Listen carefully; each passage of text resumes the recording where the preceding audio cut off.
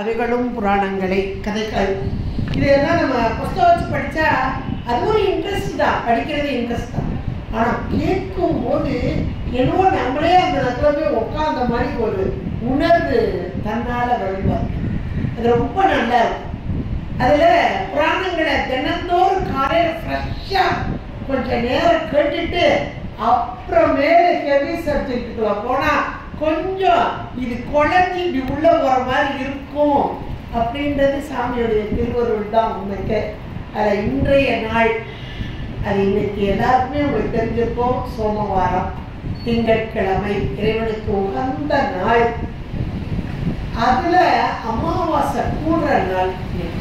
காலையில 11 மணி வரைக்கும் சதுர்த்தசி திதி பார்க்குறவங்களுக்குலாம் தெரியும். அதுக்கப்புறம் அமாவாசை கூடுது.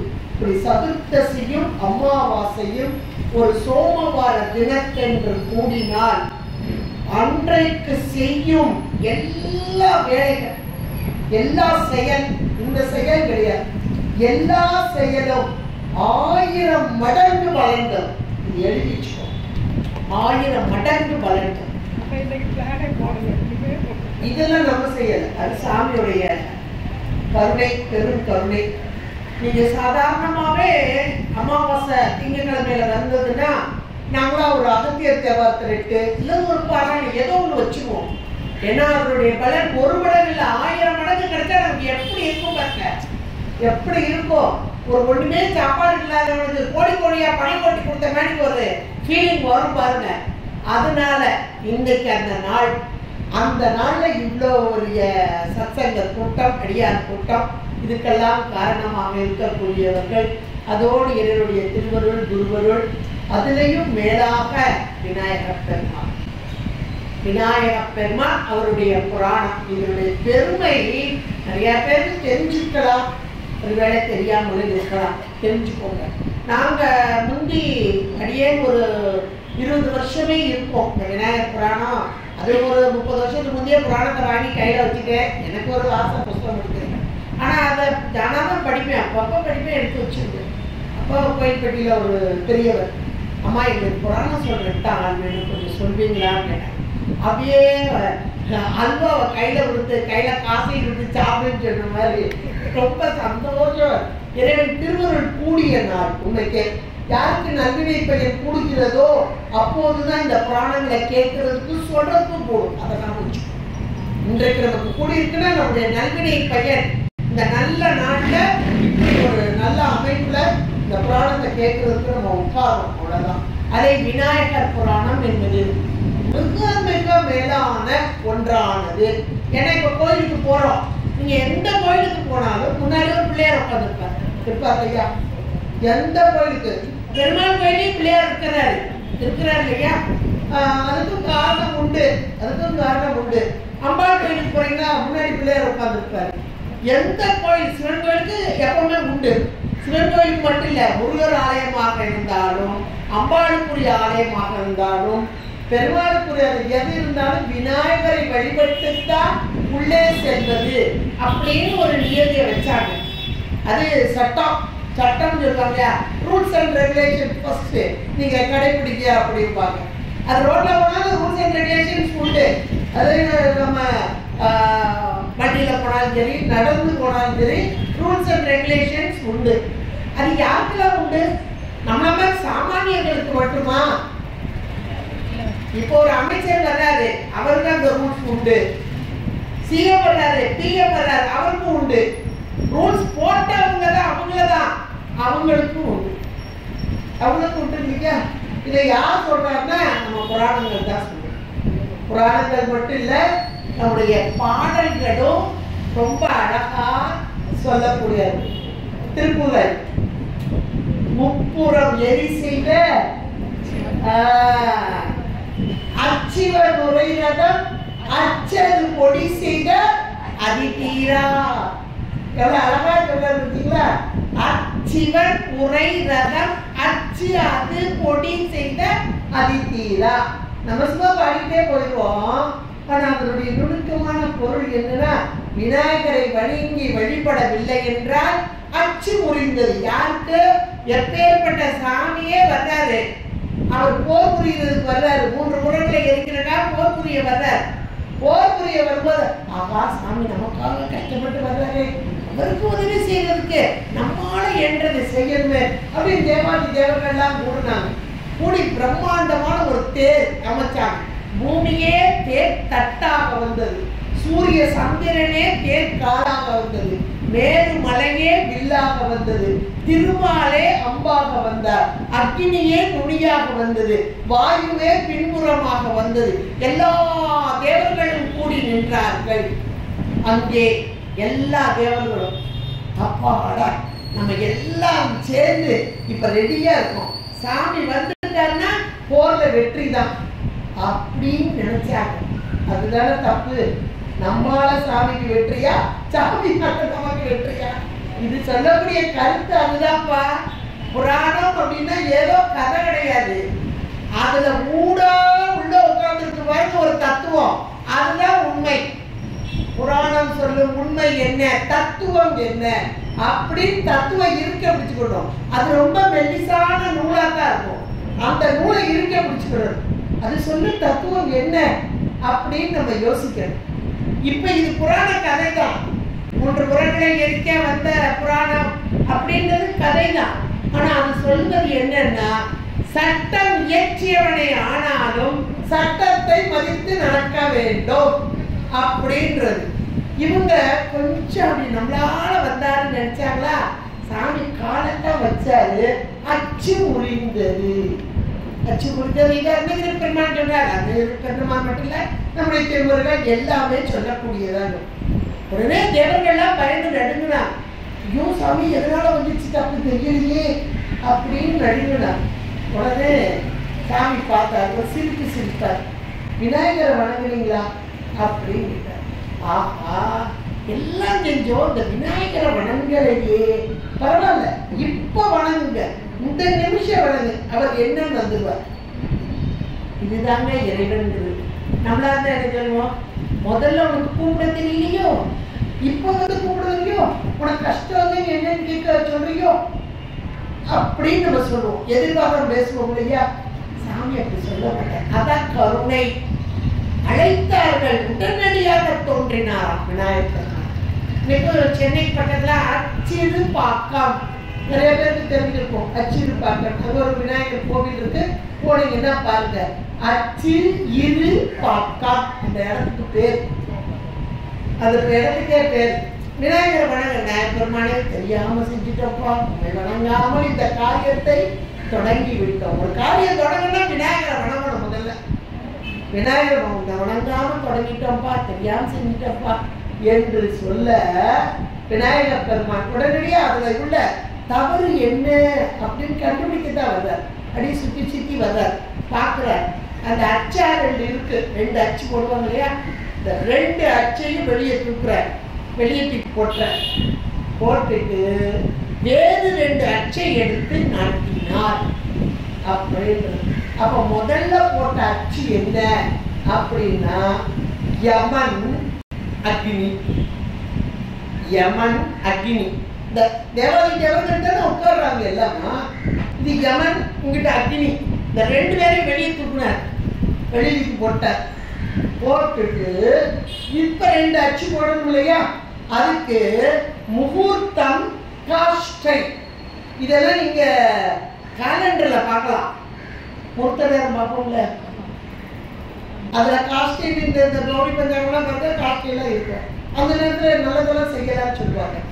இனிமேல் பாருங்க, பார்க்கலைன்னா இனிமேல் வீட்டில் போய் முதல் வேலையா காலண்டர் எடுத்து பின்னாடி திருப்பி அதில் பாருங்க, நல்ல நேரத்தில் வரும். அது இந்த பஞ்சாங்கத்திலே பார்க்கலாம் நீங்க. எதுக்கு அப்படின்னா, ஒரு வேலை செய்யறோம்னா அந்த வேலை நல்லபடியா நடக்கணும்னா நேரங்காலம் பார்த்து செய்யக்கூடாதா சொல்லுவாங்க இல்லையா, ஒரு நேரங்காலம் பார்த்து செய்யக்கூடாதா. இது பெரியவங்களுக்கு தெரியும். இப்ப விநாயகர் பெருமானுக்கு தெரிஞ்சது, முகூர்த்த நேரமும் காஷ்டையுமாக கூடி இருக்கும் போது இந்த காரியம் வெற்றி. அதுக்குதான் நமக்கு பார்க்க தெரியாது. அப்ப நமக்கு பார்க்க தெரியாத நம்ம என்ன செய்யணும், பெரியவர்கிட்ட விட்டுறணும். யார் பெரியவர்? விநாயகர். விநாயகர் பெருமானே, இந்த காரியத்தை நீயே முன்னின்று நடத்து. முன்னவனே முன்னின்றால் முடியாதது ஒன்று உளவோ. அப்போ விநாயகரை முன்னாடி நிறுத்திட்டோம்னா எப்ப நல்ல நேரமோ அந்த நேரத்துல அவர் ஆரம்பிச்சு கொடுக்கிறார். இது சொல்லக்கூடிய தத்துவம் அதுதான். இந்த விநாயகர் பெருமானை வணங்கி வழிபட்டால் எந்த ஒரு காரியத்தையும் நல்ல நேரத்தில் நமக்கு ஆரம்பித்து அது எந்த ஒரு இடையூறும் இல்லாமல், அவருக்கு பேரே விக்னேஸ்வரர் தானே, விநாயகருக்கு பேரு விக்னேஸ்வரர், விக்னங்களை நீக்குபவர். விக்னங்களை நீக்குவதா நமக்கு என்ன கஷ்டம் வந்தாலும் இந்த விநாயகரை போய் வணங்கினா போதுங்க, எல்லா விக்னங்களையும் நீக்குபவர் விக்னேஸ்வரர். விநாயகர் தனக்கு மேல் ஒரு தலைவன் இல்லாதவன், இவனுக்கு மேல ஒரு தலைவன் கிடையாது. விநாயகர் என்றால் தனக்கு மேல் ஒரு தலைவன் இல்லாதவன், அவன்தான கடவுள், அவன்தான இறைவன். அந்த இறைவனாக இருப்பவர் விநாயக பெருமானே. இந்த விநாயக பெருமான் அப்படின்னு சொன்ன மாத்திரத்துல அவருடைய உருவம் தான் நமக்கு அழகா மனசுக்குள்ள வரும். அந்த உருவத்தை அப்படியே ஒரு டாட் டாட்டா டாட் டாட்டா போட்டுட்டே வாங்க. அந்த டாட் எதை உணர்த்தும்? ஓன்ற ஓங்காரத்தை உணர்த்தும். இதுல சைவ சித்தாந்தம் படிச்சவங்களுக்கு ஓரளவுக்கு தெரியும். ஓம் என்ற ஓங்காரம் எது, எங்கே இருக்கிறது, எப்படி இருக்கிறது அப்படின்னு. எங்க இருக்கு முதல்ல சொல்லுங்க. எங்க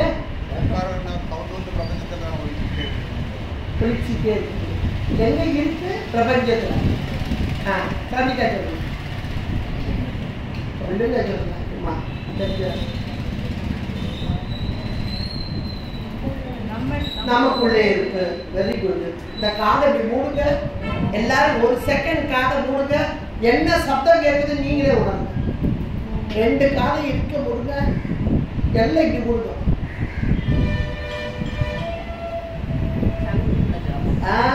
சங்கு முதிரமா சத்தம் கேட்குதா? இருத்தி பாருங்க. நாமளே ஆராய்ச்சி பார்க்கணும். ஓன்ற சப்தம் நமக்குள்ள இருக்கு. ஐயா பிரபஞ்சத்துல இருக்குன்னாங்க. அப்ப பிரபஞ்சம் என்றது வெளி, அண்டத்தில் இருப்பது பிண்டத்தில். அப்ப ஓம் என்ற சப்தம் இல்லாத இடம் இல்லை.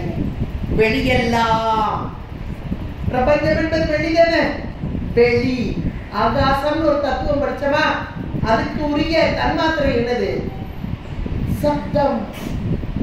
இந்த முன்ன விளக்கத்துல படிச்சோம்லப்பா, அதுல ஆகாசம் ஒண்ணு பூதம் வந்துச்சா, அதுக்கு மேல உள்ள தன்மாத்திரை என்னது? சப்தம், ஓசை. அவ்வளவுதான். ஓசை போலி எல்லாம் ஆனனியே, உலகுக்கு ஒருவனாய் நின்றாய் நீயே. அப்ப ஓம் என்ற சப்த ரூபமாக இருக்கும் விநாயகர். இந்த முதல்ல நீங்க தெரிஞ்சுக்கோ. யார் எதை கேட்டாலும் விநாயகர் என்னப்பா சொல்லுங்க?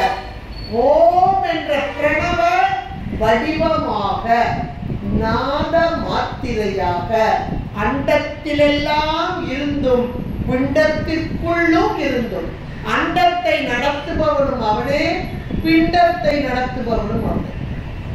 அண்ட சராசரம் இது எல்லாம் ஜடப்பொருள். இதை நடத்துறது ஓங்கார ரூபம்.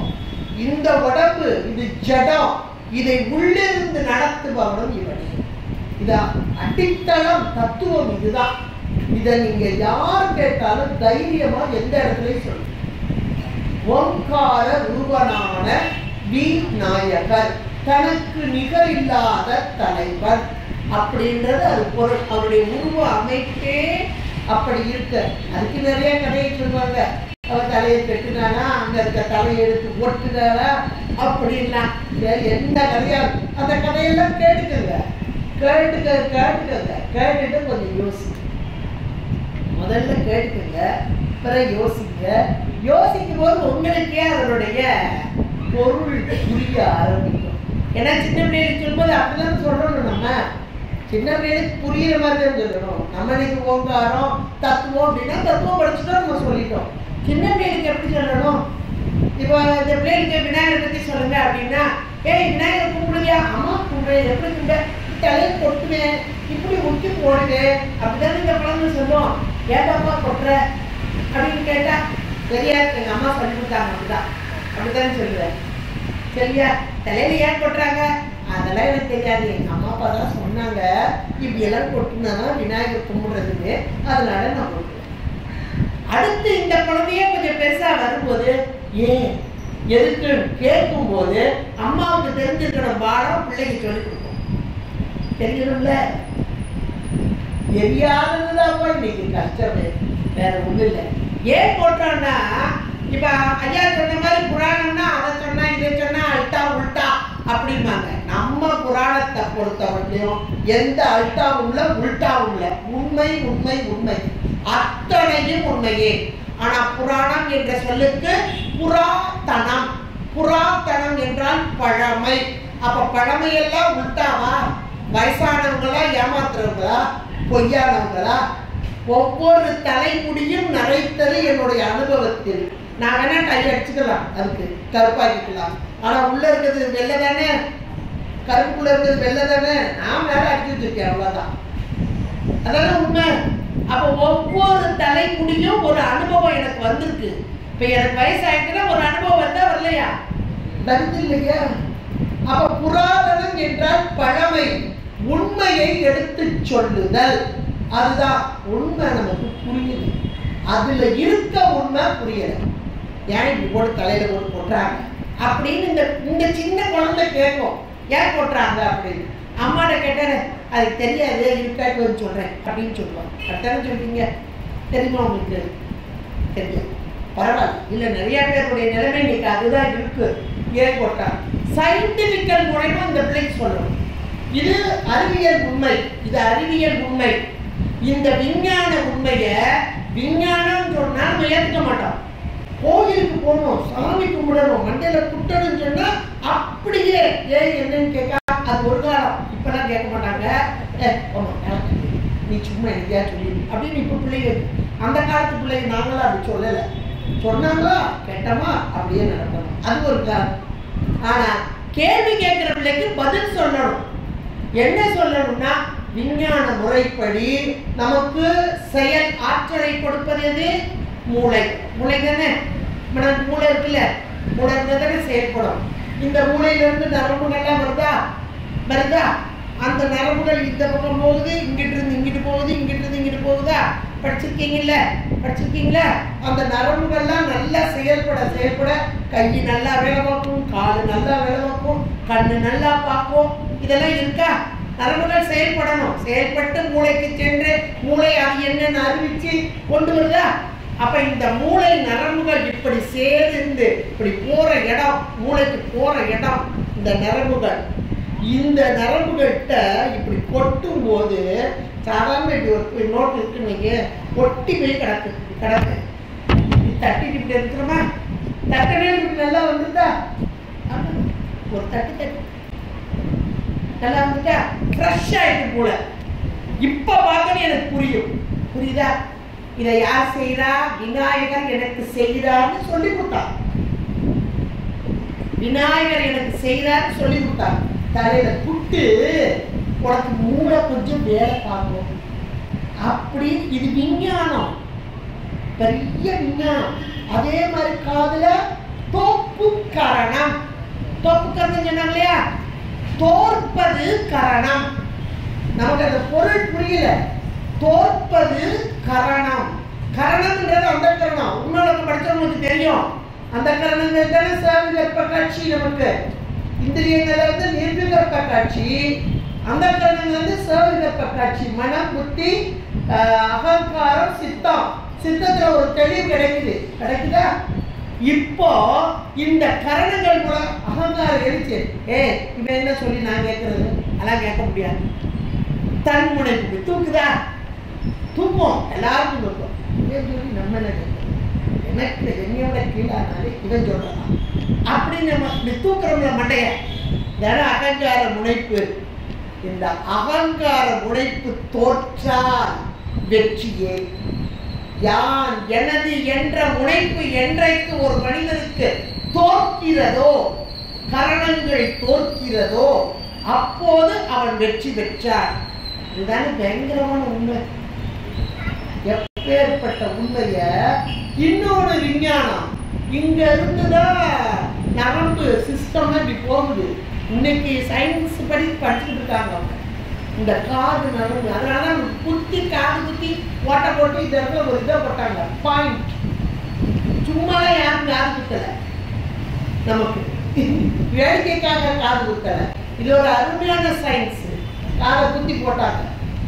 அதுலேயும் பெண்களுக்கு அதிகமாக, அந்த காலத்தில் ஆண்களுக்கு போட்டாங்க, இப்போ இருக்காங்க பழைய ஃபேஷன் கொண்டுட்டாங்க. பெண்களுக்கு போட்டாங்க. ஏன்னா அறிவு முதிர்ச்சியிலே பெண்கள் இருந்தால், ஒரு பெண் சரியா இருந்தா ஒரு குடும்பம் சரியா இருக்கும், ஒரு குடும்பம் சரியா இருந்தா ஒரு தெரு சரியா இருக்கும், ஒரு தெரு சரியா இருந்தா ஒரு நகரம் சரியா இருக்கும், ஒரு நகரம் சரியா இருந்தா நாடு நல்லா இருக்கும். அதான் பெண்கள் இந்நாட்டின் கண்கள் அப்படின்னா நம்மளுக்கு தான் காதை குத்துனாங்க. நம்முடைய அறிவு பக்குவப்படுத்தும். இந்த கரணம் இப்ப எவ்வளவு பெரிய உண்மையை கொண்டாங்க. இதை புராணமாக்குறேன். இது பூரா புராண கதை. நான் இப்ப சொன்னதெல்லாம் தலையில கூட்டுறது ஒரு புராண கதை, விநாயகர் கதை தான், தோப்பு கர்ணம் போடுறது ஒரு கதை, புராண கதை தான், புராண கதை தான். நீங்க எல்லாரும் போயிருப்பீங்க. திருச்சி போயிருக்கீங்களா? திருச்சி மலைக்கோட்டை பிள்ளையாருக்கு போயிருக்கீங்களா? மேல உச்சி பிள்ளையார உட்கார்ந்து இருக்காரு இல்லையா? அந்த பிள்ளையார் தான். அந்த பிள்ளையார மண்டையில கொட்ட வந்தான், மண்டையில கொட்ட வந்தான். கொட்ட வந்தவன் அப்படின்னா விபீஷணன். விபீஷணன் யார் பாப்பா தெரியுமா? தெரியாதா? ராவணனுடைய தம்பி.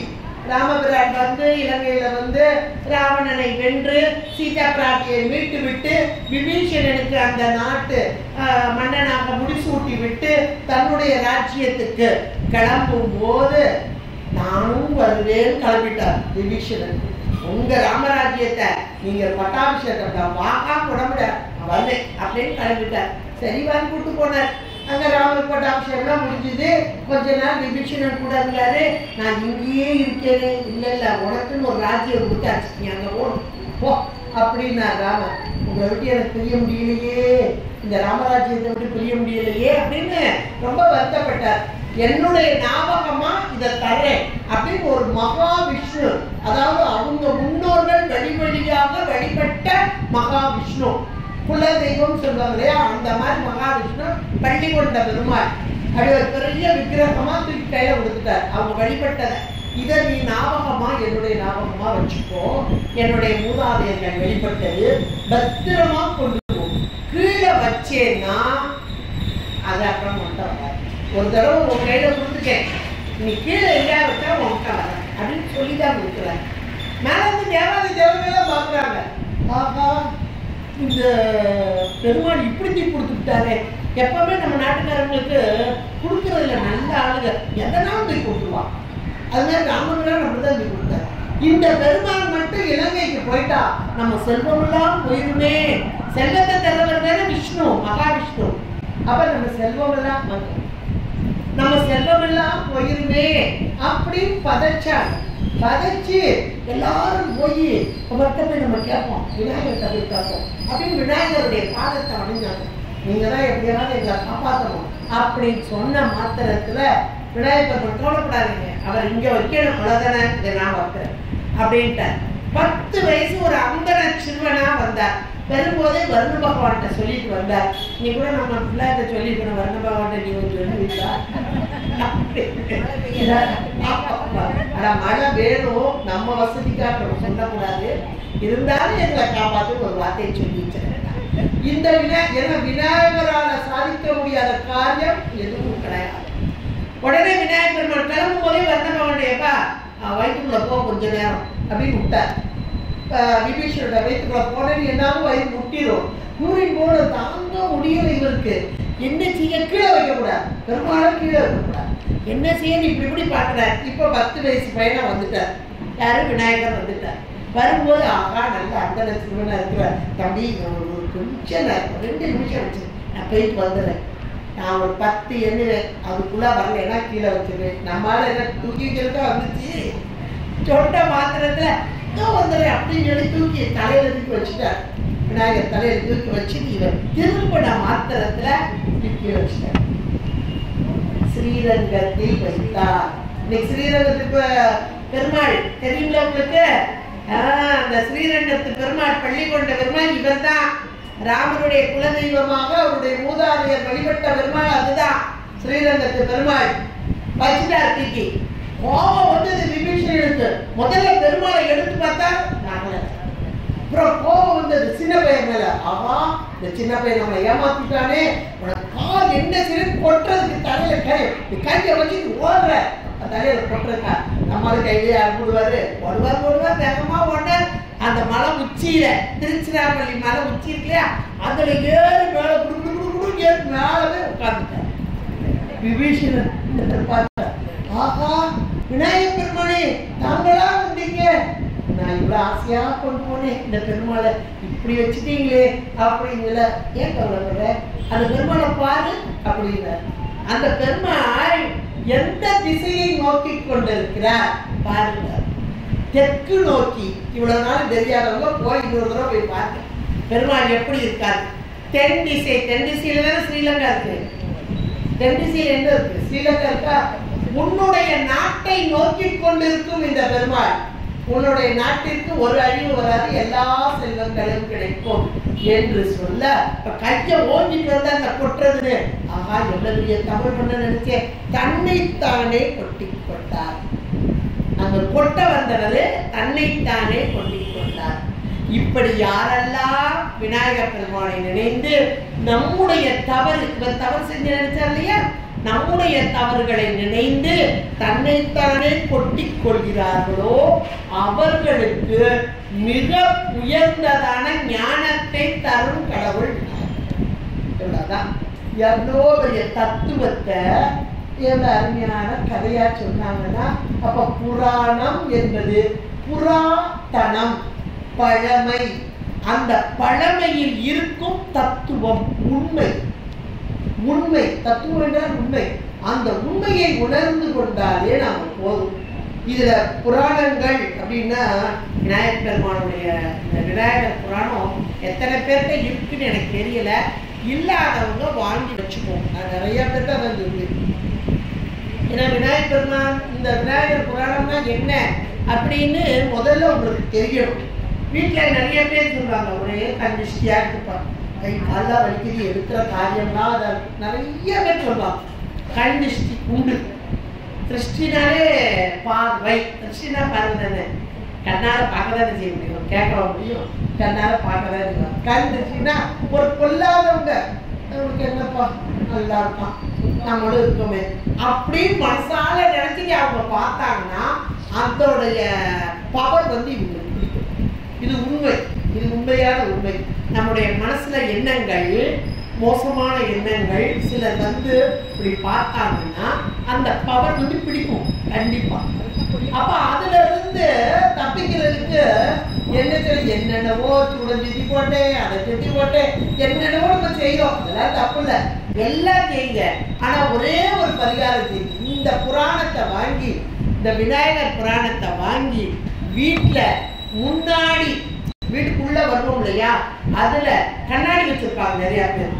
அவங்க முகத்தை பார்த்துட்டா நம்ம கிருஷ்டி படாதுப்பாங்க, அவங்களுக்கு போயிருப்பாங்க. இந்த விநாயகத்தை விட்டுருங்க, இவர் பார்த்துட்டு வர அந்த பார்வையெல்லாம் இவர் பார்த்து, இந்த நூல் பார்த்துக்கணும். விநாயகர் இல்ல, விநாயகருக்குரிய நூல். ஏன்னா இதை எழுதினவர் இவர் மொழிபெயர்த்தவர். எழுதுறவர் பிருகு மகரிஷி, மொழிபெயர்த்தவர் கச்சியப்ப முனிவர். சிவாச்சாரியார் இல்ல, கச்சியப்ப முனிவர். அதை இப்ப சொல்றேன் நான் உங்களுக்கு. அந்த கச்சியப்ப முனிவருடைய வார்த்தைகள் வேத வாக்கு, அவ்வளோ உயர்ந்த வாக்கு. அதனால இந்த நூல் யார் வீட்டில எல்லாம் இருக்கோ அவர்களுக்கு கண் திருஷ்டியினாலோ அல்லது யாராவது ஒருத்தர் ஏவல் செஞ்சாங்க, எங்களுக்கு அது வச்சுட்டாங்க அது வச்சுட்டாங்க செய்கிறது எல்லாம் சொல்றாங்க, அது உள்ளேயே வர முடியாது, உள்ளேயே வர முடியாது. இந்த நூல் யார் வீட்டுல இருக்கோ அவங்க வீட்டுக்குள்ள எதுவும் வர முடியாது. இந்த நூல்லையே இருக்கு, அது அப்படியே இருக்கு. நீங்க படிக்கிறதுனால படிச்சுக்கலாம், இந்த நூல்லையே அப்படியே சொல்லப்பட்டு இருக்கு. அப்படிப்பட்ட உயர்ந்த புராணங்களில் ஒன்று பார்க்கவ புராணம். இந்த விநாயகர் புராணத்துக்கு இன்னொரு பேரு பார்க்கவ புராணம் பிருகுமகர்ஷியால் எட்டப்பட்டதா இது பார்க்கவ புராணம் என்று அழைக்கப்படுகிறது. பார்க்கவ புராணம் ஏன்னா இதை இயற்றியவர் பிருகுமகர்ஷி. அதனால சரியா இதுல காப்பு செய்யல் ஒண்ணு. எல்லா புராணங்களையும் காப்பு செய்யல் இருக்கும். இப்ப கோயிலுக்கு போனா விநாயகரை கும்பிடுறோம் சரியா. ஒரு நூல் படிச்சா விநாயகருக்கு முதல்ல ஒரு செயல் செஞ்சுட்டு தான் உள்ள போவாங்க. அது எல்லாருக்கும் தெரியும். ஒரு விநாயகருக்கு ஒரு செயல் காப்பு செய்யல் செஞ்சுதான் எதுக்கு அவங்களுக்கு இல்ல, நூல் ஏற்றுனவங்களுக்கு இல்ல, நமக்கு. இப்ப புத்தகத்தை எடுத்தா படிக்கலாம் எடுக்க ஒரு 2 பக்கம் படிக்கிறதுல தண்ணி சுக்கி அப்படின்ற இல்ல யாராவது வந்துருவாங்க திடீர்னு அந்த நூலை படிக்க முடியாது. இப்படிப்பட்ட தடைகளை நீக்கி இந்த நூலை படித்து அது சொல்லும் கருத்தை உள்வாங்கு அதற்கு விநாயகர் பெருமானே நீ எனக்கு அருள் புரிய வேண்டும். இதுதான் காப்புச்சி. எல்லா நூலையும் இருக்கும். ஒவ்வொரு நூலையும் நீங்க எடுத்து பார்த்தீங்கன்னா காப்புச்சியில் இருக்கும். பெரிய புராணத்தை எடுத்தா எடுக்கும் மா கதை அதில் வருவார் அழகா. எடுக்கும் மா கதையின் தமிழ் செய்கிறார் நடக்கும் மேன்மை நமக்கு அருள் செய்திட தடக்கை 5 தாள் செவி நீள் முடி கடற்கலிற்றை கருத்துள் இருக்குவா. எப்படி சொல்றாங்கன்னா நீ போய் விநாயகர் கோயில போய் விழுந்து விழுந்து கும்பிடு சொல்ற மனசுக்குள்ள நினை. விநாயகர் வணக்கம் எங்க வரணும்? மனசுக்குள்ள வரும். இங்க எல்லா நூல்லையும் பாத்தீங்கன்னா இறை வழிபாடு அப்படின்றது மனதுக்குள்ள மனதிற்குள் வர வேண்டும். சித்தியாக ரொம்ப அழகா இருக்கும். வாக்கால் செய்வது ஒன்று, கருத்தால் செய்வது ஒன்று, ரெண்டுமே வினையில போகும். இப்ப கருத்தால் செய்வதுதான் மேலான வினையை நிற்கும். அது வினை கோட்பாட்டில் வரும். 2வது சூத்திரத்துல 2வது அதிகாரம். அது போல இறைவனை வழிபடுதல் கருத்தால் நினைந்தால் நமக்கு எல்லா நன்மைகளும் கிடைக்கும் அப்படின்றது. எல்லா நூல்களும் கோவிலுக்கு போனா மட்டும் இல்ல, ஒரு நூல் படிக்கிறனாலும் விநாயகரை வணங்கித்தான் நூலுக்குள் உள்ளே செல்ல வேண்டும். இப்ப விநாயகருக்குரிய விநாயகர் புராணத்துல காப்புச்சி இந்த ஒரு செய்யுள் ரொம்ப ரொம்ப மேலானது. நீங்க புத்தகம் இல்லைன்னா இந்த ஒரு செய்யுளை மட்டும் இந்த கிளாஸ் முடியும் போது டைரியில் எழுதிருங்க. புத்தகம் இல்லாதவங்க இருக்கிறவங்க பரவாயில்ல, இல்லைன்னா அம்மாட்ட சொல்லி இதுல போட்டு குரூப்ல போட்டோட சொல்றேன், வீட்டில் வச்சு எழுதிப்போம். தினந்தோறும் காலையில ஒரு 1 நிமிஷம் ஆகும், 2 நிமிஷம் ஆகும். 10 நாளைக்கு பார்த்து படிப்போம், அப்புறம் பாகா படிச்சோம். இந்த செய்யுள் காப்புச்சியை மட்டும் சொன்னா அன்னைக்கு எந்த ஒரு தடையும் அல்லது எந்த ஒரு காரியத்திலையும் நமக்கு தோல்வியே கிடையாது, வெற்றி தான். இதை நான் சொல்லல, மீனாட்சி சுந்தரம் பிள்ளையார் சொல்றாங்க. மீனாட்சி சுந்தரம் பிள்ளையார் யாருன்னு உங்களுக்கு தெரியும் நிறைய பேருக்கு. எப்பேற்பட்ட அதுவா தமிழ் தாத்தா அவரு.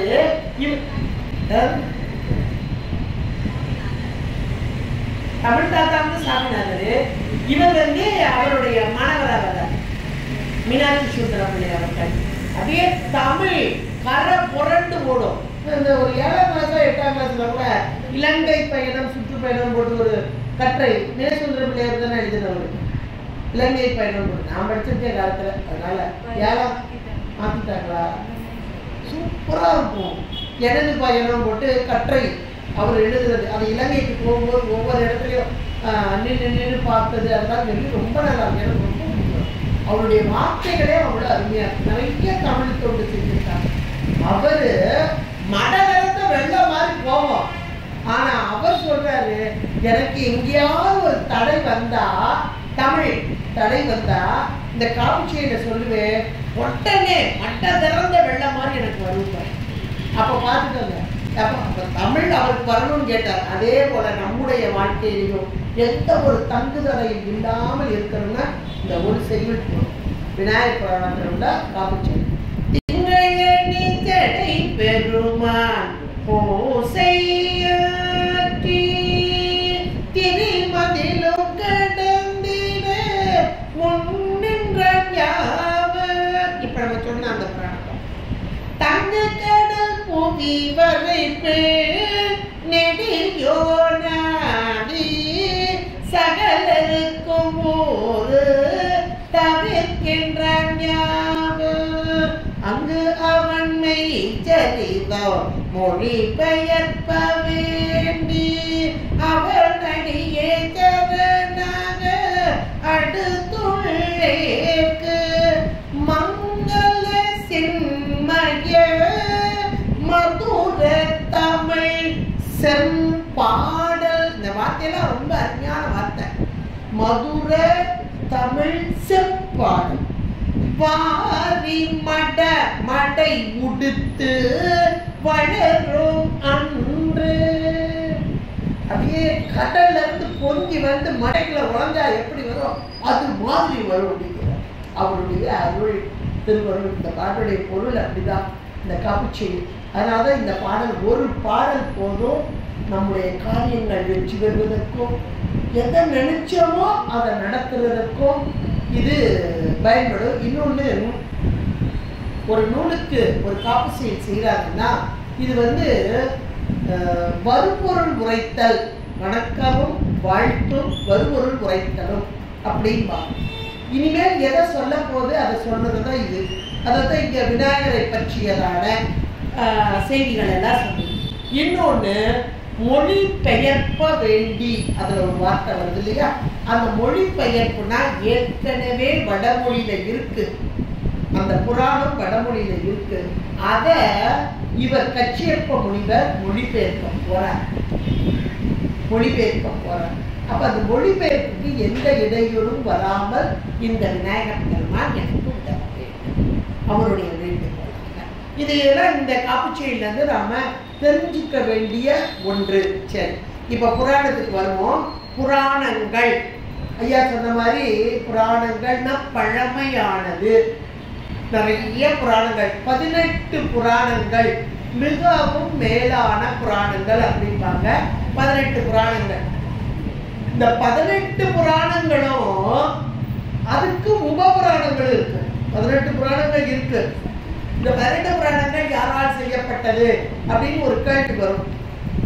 இறைவனே எம்பெருமானே இந்த புராணங்களை இந்த உலக மக்கள் எல்லாம் நன்றாக வாழ வேண்டும்.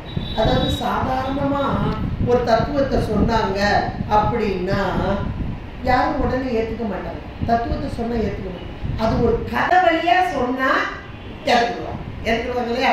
இப்ப ராமாயணம் கேட்கறாங்கன்னா ராமாயணம் கேட்டு கேட்டு கேட்டு இங்க இப்படி எல்லாம் சண்டை வர்றான்னு சொல்லுவோம். அப்ப ராமாயணம் கேட்டதனுடைய பொருள் என்ன, அது சொல்ற கருத்து என்ன, கருத்து தான் நம்ம பார்க்கணும். தகப்பன் சொல் அதுதான் மந்திரம். தகப்பன் சொல்லே மந்திரம். அப்புறம் தாரம், தன்னுடைய மனைவியை தவிர வேறு ஒன்றையும் தீண்டாதவன் ராமன். இதெல்லாம் அது சொல்லக்கூடிய தத்துவம். அப்ப அதையெல்லாம் உள்ளீடாக வைத்து மேலான கருத்துரையாக வைத்து ராமாயணம் செய்யப்பட்டது. மகாபாரதம் பிற சொத்துக்கு ஆசைப்படக்கூடாது, அதுதானே. அது பெண்ணாசை, இது மண்ணாசை, ஒரே ஒரு எழுத்துதான் வேறுபாடு.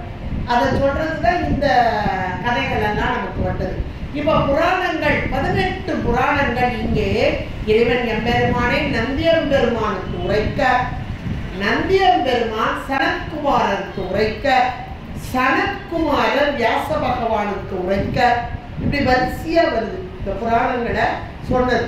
இந்த 18 புராணங்கள், அதுல 10 புராணங்கள் சிவபுராணங்கள், அப்புறம் பெருமானுக்குரியது, அப்புறம் பிரம்மனுக்குரியது, இப்படியெல்லாம் இருக்கு 18 புராணம். இந்த 18 புராணங்களுக்கு உப புராணங்களும் உண்டு. அப்ப உப புராணங்கள் 18, அதை இங்க இங்க யார் சொல்றாங்க? பிரம்மா வியாச பகவானுக்கு சொல்ல, வியாச பகவான் பிருகுமுனிவருக்கு சொன்னார் அப்படின்றது நம்ம வரல. புராணங்கள் என்பது பழமையான ஒன்றுதான். அந்த பழமையான வரலாற்றை இவர்கள் சும்மா இங்கிருந்து எல்லாம் வரல, ஏதோ யாரோ சொன்னாங்கன்னு வரல, இறைவனிடமிருந்து வந்தது. இறைவனிடமிருந்து. அப்ப இறைவனிடமிருந்து ஒரு பொருள் வந்துச்சுன்னா அது சாதாரண பொருளாவா இருக்கும், எப்பேற்பட்ட உயர்ந்த பொருளா இருக்கும் இல்லையா? அப்ப இறைவனே இவர்களை அதிர்ட்டுக்கு நின்று இவர்கள் மூலமாக உலகுக்கு கொடுத்தார் அப்படின்றதுதான். இப்ப இந்த விநாயகருக்குரிய புராணத்தை பிருகு மகர்ஷி, பிருகு முனிவர் சதா காலமும் இறைவனை வணங்கி வழிபாடு செய்யக்கூடியவர். அவர்தான் இந்த விநாயக புராணத்தை இயற்றினார். இவர் இயற்றியதால் இவருக்கு பார்க்கவ புராணம், பார்க்கவ முனிவர் தான் அவர் பேர், அதனால பார்க்கவ புராணம் என்று பெயர் இந்த புராணத்துக்கு. இது ஒரு காலத்துல வடமொழியில தான் இருக்கு. அதுக்கப்புறம் தமிழ் மொழியில மொழி பெயர்த்தவர் கச்சியப்ப முனிவர். ஞாபகம் வச்சுக்கோங்க. ஏன்னா கச்சியப்ப சிவாச்சாரியார நாளைக்கு பார்க்க போறோம். கச்சியப்ப சிவாச்சாரியார் வேற, கச்சியப்ப முனிவர் வேற. கச்சியப்ப முனிவர் யார் அப்படின்னா மாதவ சிவஞான சுவாமிகள், அதாவது திருவாவடுதுறை ஆதீனத்தின் குலகுரு என்று சொல்லப்படக்கூடிய மாதவ சிவஞான சுவாமிகள் விக்ரமசிங்கரபுரத்துல தோன்றியவர். அவருடைய பிரதானமான சீடர்களில் ஒருவர் கச்சியப்பர். ரொம்ப உரைப்பா இருப்பார். நல்ல துறவு கோலம், திருவாவடுதுறை ஆதீனத்திலே இருந்து அந்த துறவு கோலம் கொண்டு ஏராளமான நூல்கள் செய்து நிறைய நூல் செஞ்சிருக்கிறார். அதுல இது மொழிபெயர்ப்புகளே நிறைய செஞ்சிருக்கார். அதுல இது விநாயகர் புராணம் ஒரு மொழிபெயர்ப்பு நூலாக. இத சென்னையில மயிலாப்பூர் பக்கத்துல இருக்கக்கூடிய ஒரு விநாயகர் கோவில் அதுல வச்சுதான் அரங்கேற்றம் செய்ய நினைச்சார். அப்ப அங்க இருக்கோம்னா என்னையா பெரிய அரங்கேற்றம், என்னையா நூல் செஞ்சாரு, இவர் செஞ்சது என்ன பெரிய ராமாயணமோ அப்படின்னு ஒருத்தர் இகழ்ச்சியா ஒருத்தர் சொன்னார். சொன்ன உடனே அவரை கூப்பிட்டு அந்த ராமாயணத்துல இருக்கக்கூடிய ஒரு 4-5 செயல் எடுத்து அதுல இருக்க குற்றங்களை எல்லாம் இவர் எடுத்து காமிச்சாரு. இந்த ராமாயணம் உனக்கு பெருசா இருக்கு, விநாயகர் புராணம் பெருசா இல்லையோ அப்படின்னு எடுத்து காமிச்சார். அவர் உண்மையை உணர்ந்தார் அப்படின்றது நமக்கு நூல் மூலமாக சொல்லப்படும். அவ்வளவு ஒரு உயர்ந்த கச்சியப்ப முனிவர். அவரால் மொழிபெயர்க்கப்பட்டது இந்த விநாயகர் புராணம். இதுல 2 காண்டங்கள், 2 காண்டம், ஒன்று உபாச்சனா காண்டம், இன்னொன்று லீலா காண்டம் அப்படின்னு 2 காண்டங்களா இருக்கு. இப்ப இது உரைநடை. இந்த இடத்துல அருராமநாதன் எழுதுறது உரைநடை. அது செய்யுளா இருக்கிறது அவர் எழுதுறது. ஆனா செய்யுள் பல்ல கடிச்சிடும், கொஞ்சம் கஷ்டம், படிக்கிறதே கஷ்டம், பிரிச்சு படிக்கிறதே கஷ்டம். அதனால நீங்க உரைநடையாவது எடுத்து படிங்க. ஏன்னா ஏதாவது வீட்டுல பிரச்சனைன்னா, சங்கர கோயில பட்டமுத்து ஐயாவை எத்தனை பேர் தெரியும்னு எனக்கு தெரியல, தெரிஞ்சவங்களுக்கு தெரியும். பட்டமுத்து ஐயான்னு ஒருத்தவங்க இருக்காங்க, இன்னைக்கு இருக்காரு. அவர் தான் இந்த விநாயகர் புராணத்து மேல அவ்வளவு ஒரு பாண்டு. இதை விட கச்சியப்ப முனிவர் மேலேயும் அவர் வீட்லயே கச்சியப்ப முனிவர் படம் உள்ள போனது. அவ்வளவு அவரை குருவாக நினைந்து வழிபடக்கூடியவர். அந்த பட்டமுத்து ஐயா அடிக்கடி சொல்லுவாங்க, எந்த பிரச்சனை வீட்டில் வந்தாலும் சரி உடனே நாம போய் பிரச்சனையை சால்வ் பண்ணிடுவோம்னு நினைக்காது. விநாயகர் எடுத்து விநாயகர் புராணத்தை படிங்க, படிச்சா போதும். இந்த நூல் படிச்சா பிரச்சனை சால்வ் ஆகுமானா நீங்க படிச்சுட்டு பார்த்து சொல்லு. வருவோம், திருமலைக்கும் உண்டு, விநாயகர் புராணத்துக்கும் உண்டு. விநாயகர் புராணத்துக்கு உண்டுன்னே ஐயா சொல்லுவாங்க. அவங்க வீட்டில் நடந்த சம்பவத்தையெல்லாம் சொல்லியிருக்காங்க, எத்தனையோ சொல்லியிருக்காங்க. இது நீங்க அனுபவிச்சு பாருங்க. நான் சொல்றேன், நீங்க கேட்கறதே இல்லை. உங்க வீட்டில் ஒரு பிரச்சனை இருக்கா, உடனே இந்த விநாயகர் புராணத்தை எடுத்து விநாயகர் புராணம் இப்படிலாம் சொன்னாங்க, அது சரியா தப்பா எனக்கு தெரியல, நான் இப்போ இந்த புராணத்தை படிக்கிறேன், இது மூலம் எனக்கு சரியாகுதா அப்படின்னு நீங்க பாருங்க. அந்த புராணத்திலேயே உங்களுக்கு பதில் அடி வந்து பதில் சொல்ற மாதிரி இருக்கு. அந்த விநாயகரே பதில் சொல்ற மாதிரி இருக்கு. இதெல்லாம் நீங்க அனுபவிச்சு பார்க்கலாம். அவ்வளோ உயர்ந்த புராணம் இந்த விநாயகர் புராணம். அவ்வளோ உயர்ந்த கருத்துக்கள். இன்னும் சொல்லப்போனா தத்துவங்கள், கருத்துக்கள், உபதேசம். இந்த விநாயகர் புராணத்துல நிறைய உபதேசம் இருக்கு. ஒவ்வொரு புராணத்திலையும் உபதேசம் இருக்கு. உயிர்களாகி நமக்கு உபதேசம் தானே தேவை. அந்த உபதேசத்தை ஒரு கதைகளாக, புராணங்களாக வைத்து நமக்கு சொல்லியிருக்காங்க. இதுல ரொம்ப முக்கியமான நிறைய கதை இருக்கு. இருந்தாலும் ஒரே ஒரு கதையாவது சொல்லி முடிச்சிருவோம். அப்புறம் மிச்ச கதையெல்லாம் நீங்க படிச்சுக்கோங்க அப்படின்ற அளவுல அந்த விநாயகரை வணங்கி வழிபாடு செய்யணும். அந்த விநாயகர் வழிபாடும் தத்துவங்களோடு கூடியதாக இருக்கும். தத்துவ கூட்டம் தானே. இப்ப விநாயகர் அப்படின்னாலே ஓம்காரம் பார்த்துட்டோம், ஓம் என்ற பிரணவம் பார்த்துட்டோம். பிரணவம்னா எது அப்படின்னா எத்தனை எழுத்து? 3 எழுத்து. அ உ இம். அகர உகர மகார சேர்ந்தது ஓம்காரம். ஆனா என்ன சொன்னேன்? நக்கம் சொன்னேன். சிவம், உகரம் சக்தி, மகரம் பிரபஞ்சம். மனம் சொல்லலாம், பிரபஞ்சம் சொல்லலாம். ஏன்னா மாயை சேர்ந்துருக்குறியாருல, அதனால எல்லாமே சொல்லலாம். அப்ப அகர உகர மகார ஓம்காரம். அண்ட சராசரங்களையும் தனக்குள் கொண்டவன். விநாயகருடைய வயிறு பெருசா இருக்கா? அண்ட சராசரங்களையும் தனக்குள் கொண்ட இந்த விநாயகர் ஓங்கார ரூபன். அகர உகரம்னால என்னது? சிவமும் சக்தியும். இந்த ரெண்டு பேரும் சேர்ந்துட்டாலே போதுமே நமக்கு. அப்ப இந்த ஓங்காரம் என்பது அப்ப நமக்குள்ளதான் இருக்கு. ஓன்ற பிறகு நமக்குள்ளதான் இருக்குன்னு பார்த்தோம். உள்ள சப்தமா இருக்கா? அப்ப சாமி எங்க இருக்காரு? தேடி கண்டு கொண்டே தேடி தேடா தேவனை என்னுண்டே தேடி. இதை சொல்றதுதான் இப்ப நம்ம பார்க்க போற விநாயகர் புராணத்துல முதல் புராணம். இப்ப இந்த விநாயகர் புராணம் எப்படி பூலோகத்துக்கு வந்தது அப்படின்றத பார்க்கணும் இல்லையா? மிருக மகிழ்ச்சி தான் ஏற்றினார். அப்போ அது எப்படி வந்தது? எங்க இருந்து? அங்க இருந்து உபதேசம் தான். உபதேசமா வந்ததுதான். அந்த பிரம்மா சொல்லி பிரம்மா தான் இங்க இவருக்கு சொல்லி இப்படி வந்தது. வந்து இவர் மிருக மகிழ்ச்சி மூலமாக இங்க வந்ததுன்னு நம்ம பார்க்கிறோம். எப்படி பூலோகத்துல வந்து இந்த விநாயகர் புராணம் சேர்ந்தது அப்படின்னு சொன்ன மாத்திரத்துல ஒரு தடவை நிறைய இருடிகள், அதாவது யோகிகள், ஞானிகள், இவங்கெல்லாம் தியானம் பண்ணுவாங்க, நல்ல தபம் பண்ணுவாங்க. தபசிகள் அவங்க ஒரு காலத்துல இல்லறத்துல இருப்பாங்க. அப்புறம் அதுக்கு பேரு கிருகம் ஆசிரமம், கிருகாசிரமம் அப்படிங்கிறாங்க. அதாவது இல்லறத்தில் இருக்கு. அப்புறம் இல்லறத்துல இருந்துட்டு அதை விட்டுட்டு துறவரத்துக்கு வருவாங்க. அதாவது வனத்துல வந்து தவம் செய்தல் அப்படின்னு. இப்ப இந்த இருடிகள் நிறைய பேர் முனிவர்கள் ஒரு காலத்துல இல்லறத்துல இருக்காங்க. அதுக்கப்புறம் ஒரு வனத்தை வந்து உட்கார்ந்து தவம் பண்றாங்க. கடுமையான தவம் பண்றாங்க. அந்த தவம் பண்ற அந்த ரிஷிகள், அந்த ரிஷிகள்ல சவுனாதி முனிவர், சவுனாதி இந்த பேர்லாம் கொஞ்சம் இதாக தான் வரும். சவுனக முனிவர் அவர் பேர். அந்த முனிவருடைய தலைமையில நிறைய பேர் சேர்ந்து அங்க தவம் பண்ணிட்டு இருக்காங்க. அதுல வேள்வியும் செய்யறாங்க. அதுல சந்திர வேள்வி அப்படின்ற ஒரு வேள்வி, அது ஒரு பிரம்மாண்டமான வேள்வி. அதை செஞ்சுக்கிட்டு இருக்காங்க. இந்த வேள்வி இவங்க செய்யறாங்க அப்படின்னு நிறைய இடங்கள்ல இருந்து ஆட்கள்லாம் வர்றாங்க. இப்ப இங்க கிளாஸ் நிறைய இடங்கள்ல இருந்து வர்றாங்க இல்லையா? அது மாதிரி அந்த வேள்வியை பார்க்கறதுக்காக நிறைய முனிவர்கள் வர்றாங்க. அதுல சூதக முனிவர் ஒரு முனிவர். அவர் மிகுந்த இறை பற்று கொண்டவர், தவ வலிமை மிகுந்தவர், சூதக முனிவர் அப்படின்னு. அவரும் அங்க வர்றார்.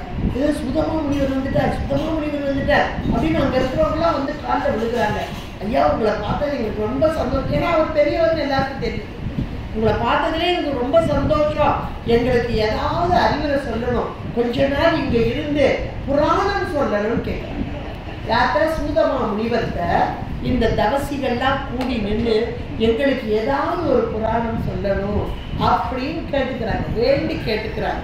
கேட்ட மாத்திரத்துல சரிப்பா சொல்றேன், இங்க இருந்து சொல்றேன். அது இப்ப இந்த தவசியெல்லாம் தவம் பண்றாங்க இல்லையா? அந்த இடத்துக்கு பேரு நைமிசாரண்யம். ஆரண்யம்னா காடு. நைமிசம் புட்டல் ஆரண்யம், நைமிசாரண்யம். ஏன் அதுக்கு நைமிசாரண்யம் அப்படின்னு பேர் அப்படின்னா, நைமிசம்னா வட்டம். நிறைய பேருக்கு தெரியுமா தெரியல, தெரிஞ்சுக்கோங்க. நைமிசாரண்யம்ன்றது ஒரு இடம், ஒரு காடு. அந்த காட்டுல தான் இவங்க தவம் பண்ணிட்டு இருக்காங்க. அந்த காட்டுக்கு பேரு நைமிசாரண்யம். ஆரண்யம்னா காடு. நைமிசம் கூட்டல் ஆரண்யம், நைமிசாரண்யம். ஏன் நைமிசம் பேர் வந்தது அப்படின்னா, இந்த முனிவர்கள் ஆயிரம் முனிவர்கள் பிரம்மாண்ட போய் சாமி எங்க மனசே சரியில்லை, இவ்வளவு நாள் நாங்கள் இல்லை இருக்கிறோம், இப்ப நாங்க தவம் பண்ண போறோம், ஏதாவது ஒரு இடத்த சொல்லுங்களேன் கேட்கிறாங்க. கேட்டோடனே பிரம்மா என்ன செய்யறாரு, அங்க இருக்க ஒரு தர்ப்ப புல்லை எடுக்கிறார். எடுத்து ஒரு வட்டமா அப்படி சுத்துறாரு, வட்டமாக்குறாரு. அப்படி கீழே விடுறாரு. அந்த வட்டமா சுத்துற தர்ப்ப புல்லை இப்படி விடுறாரு. உடனே அதை அப்படியே வட்டமா இருக்கிறது அப்படியே உருண்டு ஓடும்ல, சக்கரம் விடுவோம்ல, அது மாதிரி இப்படி உருண்டு ஓடும். இந்த தர்ப்பப்புல் எங்க போய் நிக்குதோ அங்க உட்காந்து தவம் பண்ணுங்க பிரம்மா சொல்லிட்டாரு. இப்ப அது பின்னாடியே போறாங்க. ஒரு இடத்துல வந்து இந்த தர்ப்பப்புல் அப்படி விழுந்து, நைமிசம் விழுந்த இடம் அந்த ஆரண்யம் நைமிசாரண்யம். சரியா? நைமிசம்னா வட்டமான தர்ப்பை புல், அது விழுந்த இடம் காடு, அதுதான் நைமிச ஆரண்யம், நைமிசாரண்யம். இந்த இடத்துல தான் இந்த சௌனக முனிவர்கள் நிறைய பேர் இருக்காங்க, இருந்து தவம் பண்ணிட்டு இருக்காங்க, வேள்வி செய்கிறாங்க, சந்திர வேள்வி. அப்படி வேள்வி செய்யும் போது சூதமா முனிவர் வந்தப்பதான் அவர்கிட்ட புராணம் இதற்கு சொல்லுங்களேன், ரொம்ப நாள் ஆயிட்டு, ஏன்னா அவங்க அப்பப்போ கதை சொல்வார் வந்து, அப்போ சொல்லுங்களேன்னு கேட்ட மாத்திரத்தில் இந்த சூதமா முனிவர் இப்போ சொல்கிறார். புராணங்கள் ஏற்கனவே ஒரு 18 புராணங்களாக இருக்குது, உபபுராணங்கள் இருக்குது. அந்த உபபுராணங்களில் பிருகுமணியம் மகரிஷியால் இயற்றப்பட்ட அந்த விநாயகர் புராணத்தை உங்களுக்கு சொல்கிறேன் அப்படின்னு சொல்ல ஆரம்பிக்கிறார். சொல்றவர் சூதமா முனிவர், கேட்பது அங்குள்ள தவசிகள், இருடிகள், முனிவர்கள் எல்லாருமா கேட்கிறார். அதாவது விநாயகருடைய வரலாறு அப்படின்னா யாரெல்லாம் வணங்கி வழிபாடு செய்தார்கள், இதுதான் யார் வணங்கி வழிபாடு செய்தார்கள். அதுல சோமகாந்தன் அப்படின்ற ஒரு மன்னன், அந்த மன்னனுடைய வரலாறு தான் முதல்ல எடுத்து சொல்றார். சோமகாந்தன் இது நடந்த இடம்லாம் பார்த்தீங்கன்னா மகாராஷ்டிரா அப்படின்னு தான் வரும், சௌராஷ்டிரம் அப்படின்னு தான் வருது. அப்போ வடக்க இது மத்திய பிரதேசம்னு வச்சுக்கோங்களேன், அதனுடைய வடக்கு பகுதியில தான் இது சொல்லப்படுது. அப்போ அங்க உள்ள வரலாறு தான் இங்க சொல்லப்படக்கூடியதாக இருக்கு. அப்போ சௌராஷ்டிரா அப்படின்ற ஒரு இடம், அங்க உள்ள ஒரு மன்னன், அந்த மன்னன் தான் சோமகாந்தன். அப்படி சோமம்னாலே இன்னைக்கு திங்கக்கிழமை தானே, எவ்வளோ ஒரு அமைப்பா அமைஞ்சிருக்கு பாருங்க. சோமகாந்தன், அதான் சோமன்னாலே அழகு, சந்திரன் ரொம்ப அழகு, ரொம்ப அழகு. அப்ப இந்த சோமகாந்தன் என்போடு ரொம்ப அழகாம், அதனாலதான் அவனுக்கு பேரே சோமகாந்தன் அப்படின்றே சொல்றாங்க. அவ்வளோ அழகு, நல்ல அழகு மட்டும் இல்ல, அறிவில் சிறந்தவன், போர்ப்படையில் சிறந்தவன், மக்கள் மீது மிகுந்த அன்பு கொண்டவன். அவ்வளோ மக்களும் இவன் மேல அவ்வளோ அன்பா இருக்கான், அவ்வளோ ஒரு அன்பு. இவனுடைய மனைவி சுதன்மை அப்படின்றவன், இவன் சோமகாந்தன், அவன் பேர் வந்து சுதன்மை. அவனும் ரொம்ப அழகா இருக்கா, ரொம்ப அருமையா அரசாட்சி போய்கிட்டு இருக்கு. ஒரே ஒரு பையன் ஏமகாந்தன்ற பையன், அவனும் நல்ல வாலிபனா பெரிய ஆளா வந்துட்டான். இப்போ இந்த சோமகாந்தன் இவ்வளவு நாள் நல்ல அரசாட்சி பண்றான். இன்னொன்னு போர் பயிற்சிலையும் எல்லாத்துலயும் வீரத்திலையும் சிறந்தவர், நல்ல அன்புலையும் சிறந்தவர், மக்களும் நல்லா இருக்காங்க, எல்லாரும் சந்தோஷமா இருக்காங்க. இப்படி இருக்கிற காலத்துல இவனுக்கு உடம்புல தொழுநோய் வந்துருக்கு, திடீர்னு தொழுநோய் வந்து. இப்போ தொழுநோய் வர வர வர வர இவனும் எவ்வளவோ வைத்தியம் பார்க்குறான், ஏன்னா மன்னன் இல்லையா, அதனால எவ்வளவோ வைத்தியம் பார்க்குறான். ஆனா எந்த வைத்தியத்திற்கும் இந்த தொழுநோய் கட்டுப்படாத நிலையில பார்க்குறான். ஆஹா ரொம்ப அதிகமாகிட்டே இருக்கு, அது தொழுநோயினால அவனால எந்த வேலையும் செய்ய முடியல, எல்லாரும் பக்கத்துல வர்றதுக்கே ஒரு அருவருப்பா இருக்கும் இல்லையா, ஒரு வாடை பார்க்கவே அருவருப்பு. இதெல்லாம் ஒரு மன்னனா இருந்துட்டு நம்ம சோமகாந்தன்னா நமக்கு எவ்வளோ அழகுனாலதான் இந்த பேரே வச்சாங்க. இப்போ அந்த அழகே குறைஞ்சிட்டு அருவருக்கத்தக்க நிலை நமக்கு வந்துட்டே ரொம்ப வருத்தப்பட்டு இனிமேல் மன்னனா இருக்கக்கூடாது. அவனுடைய மனசுல இனிமேல் மன்னனா இருக்கக்கூடாது, அவனுடைய மகனுக்கு இந்த அரசாட்சியை சூட்டிட்டு நம்ம வெளியேறிடும் அப்படின்னு முடிவுக்கு வர்றான். அப்ப அவனுக்கு ஒரு 5 மந்திரிகள் இருக்காங்க. அந்த மந்திரிகள்லாம் ரொம்ப நேர்த்தியானவங்க, உயர்வானவங்க. அவங்க கிட்ட முதல்ல சொல்றான், நீங்க போகவே கூடாது, நீங்க இருக்கணும், இதெல்லாம் ஒண்ணும் செய்யாதுண்ணா. இல்லப்பா, என்னுடைய உடல்நிலை சரியில்லை, என்னுடைய உடல்நிலை சரியில்லை, என்னால சரியான அரசாட்சி பண்ண முடியாது. என் மகன் நல்ல வாலிபனா வந்துட்டான், 18 வயசு வாலிப பிராயம். அவனுக்கு நான் முடிசூட்டிட்டு அவனுக்கு உறுதுணையா நீங்க இருந்து அவன் அரசாட்சி பண்ணட்டும், நீங்க பத்திரமா நாட்டை பார்த்துக்கணும், எல்லா மக்களும் நல்லா இருக்கணும், சந்தோஷம். இது நல்ல மன்னனுக்கு அடையாளம் இல்லையா சொல்லிட்டு அப்புறம் அவங்க முதல்ல முடியாதுங்கிறாங்க. ஆனா இவன் முடிவெடுத்துட்டான். அப்புறம் மகன் அழுகுறான், இல்லப்பா நீங்க இருக்கணும். அவனுக்கு ஒரு புத்திமதி, இதுன்னா அவ்வளவு உபதேசம். ஒரு மன்னனா இருந்து நீ எப்படி செய்யணும், எப்படி நடத்தணும் அப்படின்னு மகனுக்கு உபதேசம் பண்றாங்க. அமைச்சர்களா இருந்து நீங்க எப்படி நடக்கணும் அப்படின்னு அமைச்சர்களுக்கு உபதேசம். இப்படி ஒவ்வொரு உபதேசமா இருக்கு இந்த பகுதி. அவ்வளவு அழகா இருக்கு. புராணம்னா ஏதோ உள்டா கதையெல்லாம் கிடையாது. எவ்வளவு தத்துவங்களும் எவ்வளவு உண்மைகளும் பொதிந்து கிடக்கு அதுல. அவ்வளவு ஒரு அருமை. இப்ப இந்த உபதேசங்களை மட்டுமே பட்டம் ஐயா எங்க ஊர்ல வந்து பேசினாங்க. விநாயகர் புராணம் சொல்லும் உபதேசம் அப்படின்னே பேசினாங்க. அப்போ அந்த பெரியவங்கெல்லாம் அந்த சபையும் நல்ல பெரிய சபை, அதனால அவ்வளோ அழகாக எடுத்து சொன்னாங்க. இப்போ அந்த உபதேசங்கள்லாம் நீங்கள் வீட்டில் புக் இருந்துன்னா அதை மட்டும் எடுத்து படித்து பாருங்க எப்படியெல்லாம் இருக்குது. அப்போ எல்லாருக்கும் சொல்லிட்டு இவர் கிளம்பும் போது மனைவி அழைச்சி பிடிச்சி வரா, நீங்கள் இல்லாமல் நான் இருக்க மாட்டேன், எந்த இடத்துல இருக்கீங்களோ அந்த இடத்துல இருப்பேன் அப்படின்னு வந்துட்டா. 2 அமைச்சர்கள் மட்டும் கேட்கல, நான் உங்களுக்கு உதவியாக இருக்கணும் அப்படின்னு வந்துட்டாங்க. அப்போ நாட்டை விட்டுட்டு காட்டுக்கு போயிடலாம். இவ்வளவு நாள் அரசாட்சி, எவ்வளவு சுகபோகம் இன்பம். இப்போ மறுநாள் காடுனா எப்படி இருக்கும் யோசிச்சு பாருங்க. பட்டு மெத்தையில இவ்வளோ அழகா படுத்தவே இப்போ கரடு முரடான ஒரு தளம், அதுல சாப்பாடு இதான் கிடைச்சா தானே உண்டு. ஆனா இந்த அமைச்சர்கள் வந்து நாங்க போய் காய்கறிகளாம் பறிச்சுட்டு வந்து பச்சையா சாப்பிடணும், எதுவும் செய்ய முடியாது. எவ்வளோ ஒரு கொடுமை பாருங்க. எடுத்தாப்புல விலங்குகள் வந்துடக்கூடாது, பூச்சிகள் வந்துடக்கூடாது, மழை பெஞ்சிடக்கூடாது, எவ்வளவு துன்பம் இருக்கும் நினைச்சு பார்த்தாவே யோசனை. அவ்வளோ ஒரு கஷ்டம். அந்த காட்டுல இருக்கிறான், காட்டுல ராத்திரி பூரா இருந்தது. காலையில விடுகிற நேரம், அந்த நேரத்துல அந்த ஒரு இடத்துல மரத்துக்கு அடியில படுத்திருக்கிறான். காலையில விடுகிற நேரத்துல இந்த அமைச்சர்கள் அவங்க ஏதாவது கனிகள் இருந்தா பறிச்சுட்டு வரோம் அப்படின்னு 2 பேரும் போறாங்க. மனைவி பக்கத்துல இருக்கிறா, இவன் படுத்திருக்கான். இந்த நேரத்துல பக்கத்துல ஒரு சின்ன தடாகம் தண்ணி, அதுல தண்ணி எடுக்கிறதுக்காக ஒரு பையன், சின்ன பையன் 10 வயசு பையன் வரான். இதுதான் கெட்ட நேரத்திலையும் நல்ல நேரம் சொல்லுவாங்க இல்லையா? கெட்ட நேரத்திலையும் நல்ல நேரம் ஒண்ணு வருது இல்லையா? அது போல இப்ப இவங்க எங்க இருக்கிறாங்க? காட்டுல இருக்கிறாங்க. இவனும் அந்த உடம்பெல்லாம் வியாதி துன்பத்துல இருக்கான். இந்த வியாதியோட மண்ணில் புரண்டா எப்படி இருக்காங்க, அந்த துன்பத்தை பட்டுக்கிட்டு இருக்கான். இந்த நேரத்துல காலையில ஒரு சின்ன பையன் 10 வயசு பையன் தண்ணி போறான். அப்ப அந்த பையன் பார்க்கறான், அந்த மரத்து அடியில இருக்கிற அந்த பெண். அந்த பெண் மகாராணின்னு அதுக்கு ஒரு அழகு இருக்கு இல்லையா? எவ்வளவு பேர் நகையெல்லாம் கிடையாது, இருந்தாலும் அந்த முகம் காட்டி கொடுத்துரும். நல்ல மகாலட்சுமி மாதிரி அம்மா இருக்காங்க, ஆனா முகத்துல இவ்வளவு சோகமா இருக்காங்களே. ஒரு அறிவுள்ள பிள்ளை அதை உணர்ந்துடும். அறிவுள்ள அறிவுள்ள பிள்ளை அதை உணர்ந்துடும். அப்போ இந்த நேரத்துல இது பார்த்துட்டு உடனே இந்த பையன் வரலாம். அதாவது மற்றவங்களே என்ன செய்வாங்கன்னா சாதாரண யாரோ உட்காந்துருக்காங்க அப்படின்னு போயிடுவாங்க. இந்த பையன் அப்படி இல்லை.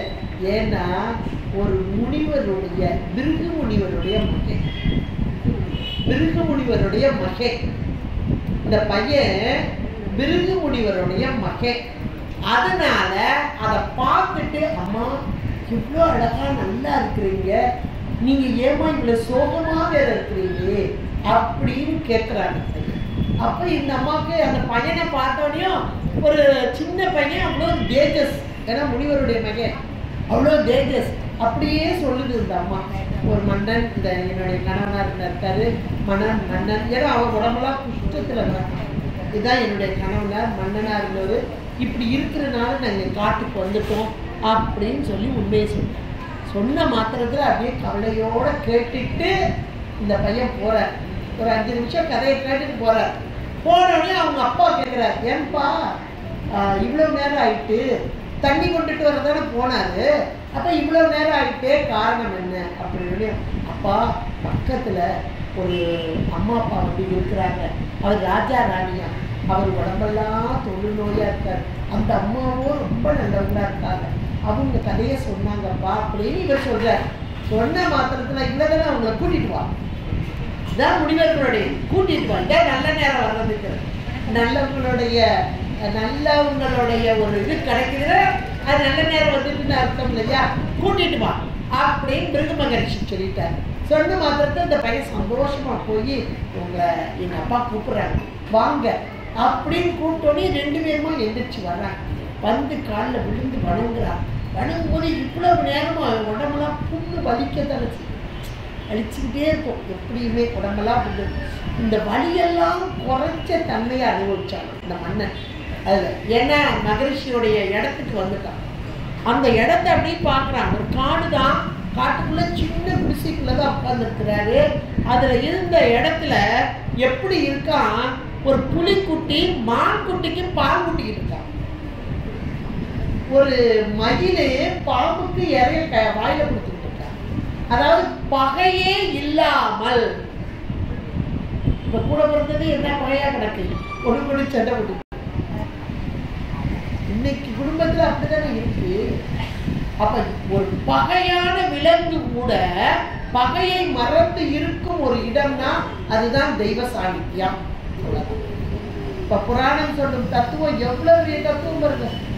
புராணம் சொல்லும் தத்துவம் என்னைக்கு இறை சாநித்தியம் ஒரு இடத்துல வந்துட்டோம் அங்கே பகை கிடையாது, விரோதம் கிடையாது. விரோதமும் பகையும் ஒரு இடத்துல இருக்குன்னா இறை அருள் கிடையாது. இத ரெண்டையும் வச்சுக்கோ. சிற்றம்பலம்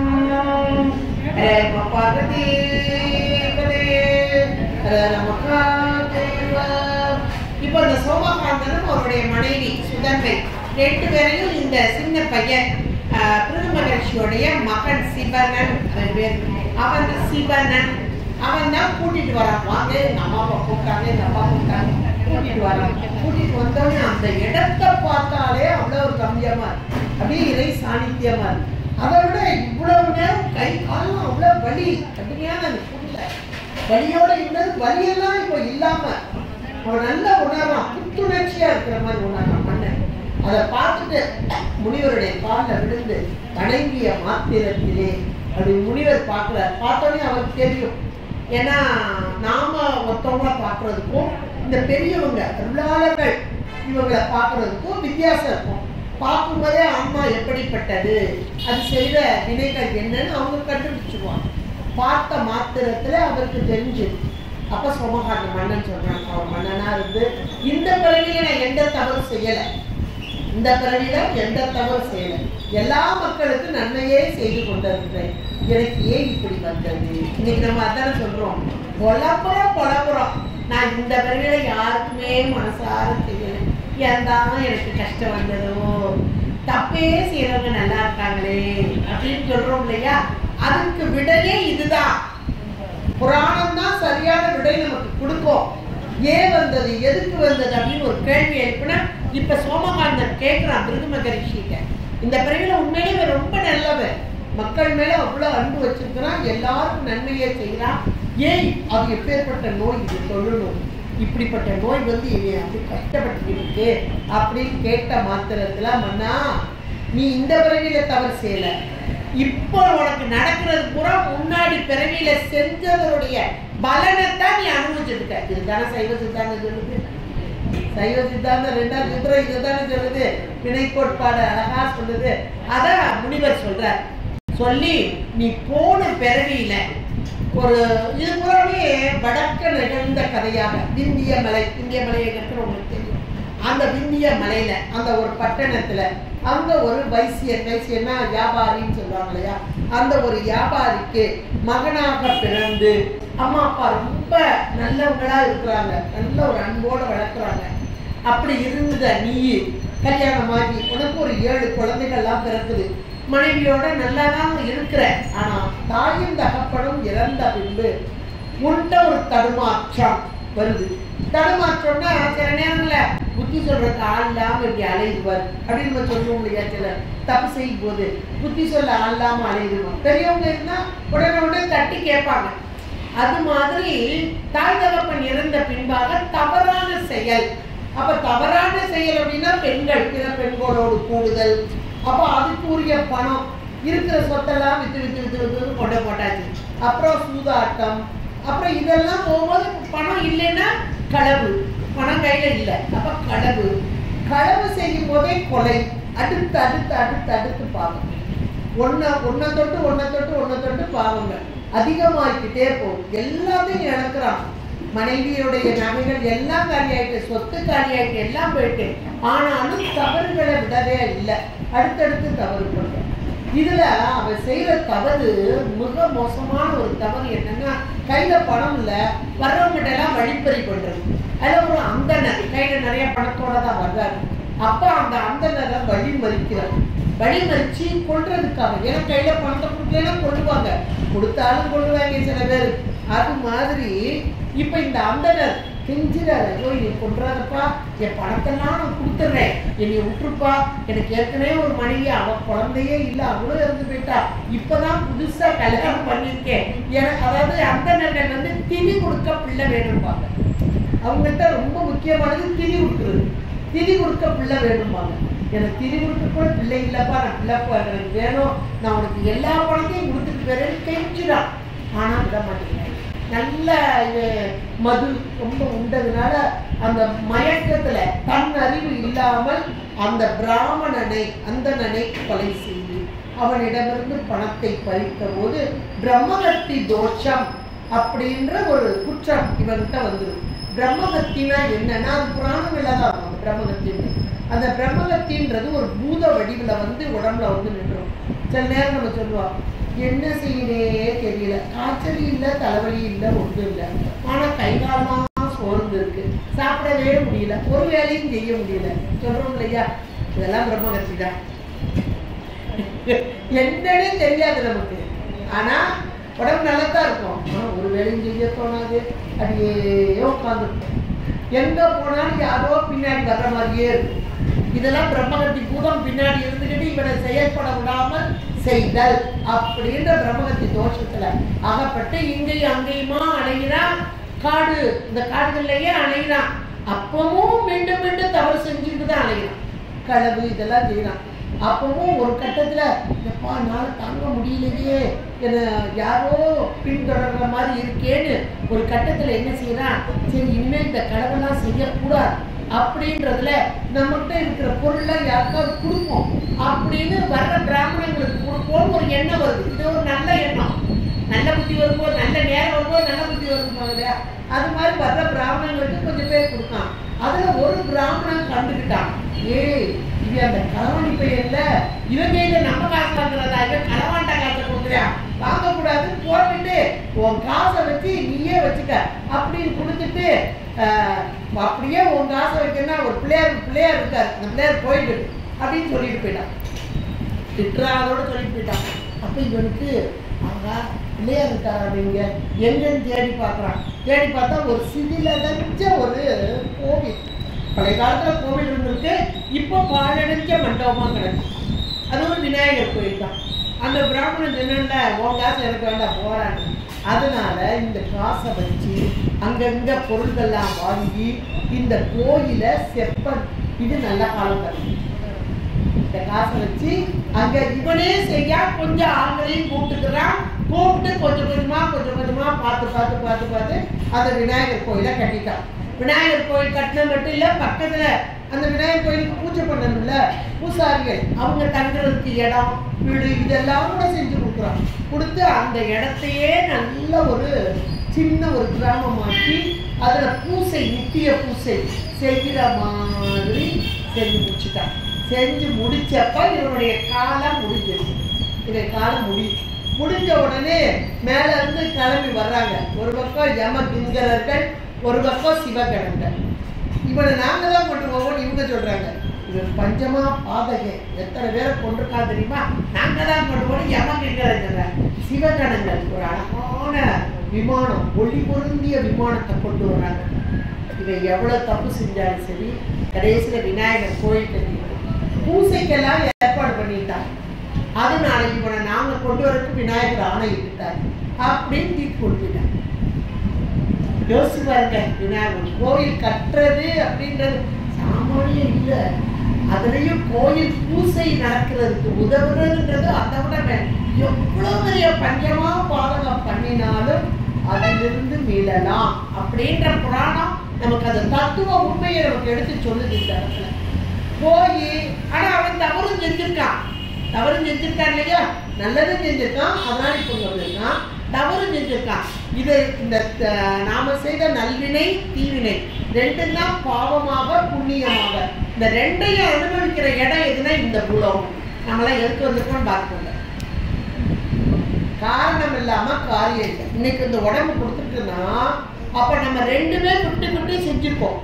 நன்மையும் செஞ்சிருப்போம், தீமை நன்மை செஞ்சதுனாலதான் இன்னைக்கு இந்த சோமவாரத்துல அமாவாசை தினத்துல இப்படி ஒரு புராணத்தை கேட்கறதுக்கு வாய்ப்பு நமக்கு கிடைச்சிட்டுனா என்ன புண்ணியம் செய்தனே மனமே உண்மைக்கே என்ன புண்ணியம் செய்தனை அப்படின்னா பெரிய புண்ணியம் செஞ்சிருக்கோம், அதனால இப்படி கேட்கிறோம் உண்மைக்கு. அப்ப இவனே இன்னொரு பிறவிக்கு அனுப்பிட்டார் சாமி. அந்த பிறவிதான் சோமகாந்தனா நீ வந்திருக்க.